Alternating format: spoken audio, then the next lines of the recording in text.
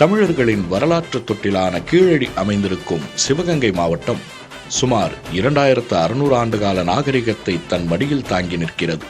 காரைக்குடியின் கலைநயமிக்க செட்டிநாடு கட்டடக்கலை, மானாமதுரையின் உலகத்தரம் வாய்ந்த மண்பாண்டக்கலை என பல பெருமைகளை கொண்ட இந்த மாவட்டம் தற்போது தேர்தல் திருவிழாவிற்கு தயாராகிவிட்டது. அண்மைக்கால வரைவு பட்டியலின்படி மாவட்டத்தின் மொத்த வாக்காளர் எண்ணிக்கை 10,79,105 உள்ளது. 1967 ஆண்டு தேர்தலில் முதன்முறையாக திமுக சிவகங்கை மாவட்டத்துக்குள் கால் பதித்து தனது வெற்றி கணக்கை தொடங்கியது. 1977 அதிமுக உருவான பிறகு மாவட்டத்தின் அரசியல் களம் இருதுருவ அரசியலாக மாறியது.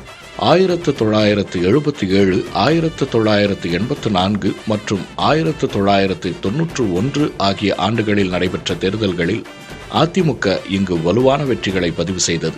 இருப்பினும் அதே காலகட்டத்தில் திருப்பத்தூர் மற்றும் சிவகங்கை ஆகிய தொகுதிகளில் திமுகவும் காங்கிரசும் அவ்வப்போது தங்களது செல்வாக்கை நிலைநிறுத்தி வந்தன. தற்போதைய சூழலில் சிவகங்கை தொகுதியில் அதிமுகவின் ப. செந்தில்நாதன் எம்எல்ஏவாக உள்ளார்.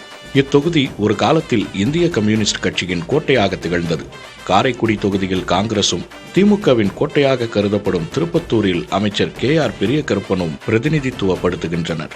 மானாமதுரை தனி தொகுதியை பொறுத்தவரை திமுகவின் தமிழரசி வசம் உள்ள இக்களம் எப்போதுமே திமுக அதிமுக இடையே நேரடி போட்டி நிலவும் அனல் பறக்கும் தொகுதியாக இருந்து வருகிறது.